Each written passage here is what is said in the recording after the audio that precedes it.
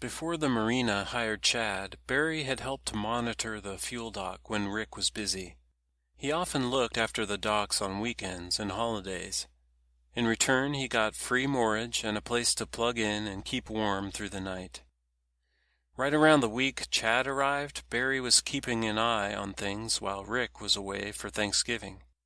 Barry had his own set of keys to the building and would be sitting on the docks fishing anyhow. Why not keep the open sign on and make a few bucks for the marina? He just started in on a massive Thanksgiving Day newspaper when the Lendaway family came in to fill up on fuel. They were the second boat he had seen all morning. Other than a couple of fishermen, the marina was empty. Everyone, even the liveaboards, had climbed up on land and driven to where their families gathered for food and football. The sun was out. The river was quiet. He had the whole river to himself. Fish moving under the dock, a blue heron's wings whispering through the air, a light breeze. Barry listened for the calm woven into it all. When they pulled up in the early morning, there was barely enough room for the Lendaways to tie off their 50-foot Grand Banks yacht near the fuel pumps, and barely enough room on the dock for their half-dozen children to stretch their legs. The boat took on almost 300 gallons of diesel. Barry watched the numbers roll by on the pump. The kids laughed and chased one another around the dock, brushing by him roughly. Stuart Lendaway, the boat owner and father of the kids, introduced himself to Barry and invited him to join the family downstream at Coon Island for Thanksgiving dinner later in the afternoon. Barry looked up at the steam coming from the windows on deck. The aroma of the cooking turkey hovered over the stench of diesel fumes. He said he needed to watch the fuel dock. Stuart's wife, Amy, came down insisting. They were probably the only boat he would see that day. The children shouted their approval. It was decided even before Barry had agreed.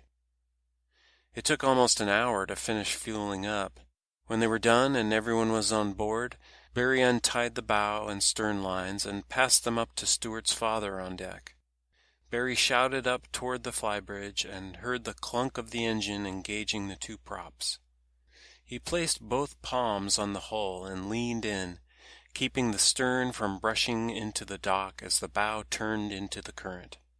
A sharp pain shot down his back and left leg, and he winced.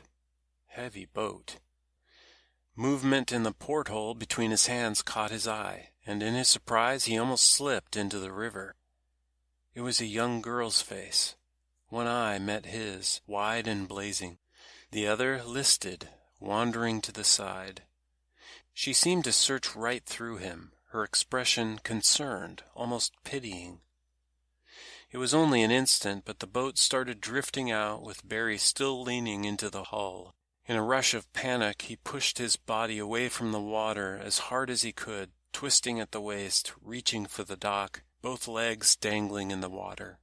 He pulled himself to his feet, water pouring from his boots, darkening the dock.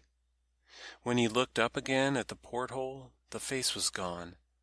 Light from an open hatch spilled into the room beyond the window. Through the glass he glimpsed a familiar shape hanging from the bulkhead. It was a crucifix. No plain Protestant cross either. The Christ was there, head hanging to one side, knees slightly bent. Up on deck, Stuart and several children waved from the flybridge. "See you later," one of the children called. They hadn't seen him fall. The cold water sloshed in his boots. The window in the porthole went dark. Stuart Lendaway turned the bow sharply downstream and waved one last time. Barry gritted his teeth against the cold, against the sudden pounding pain in his lower back and his knee as he waved in return. Shit. Catholics.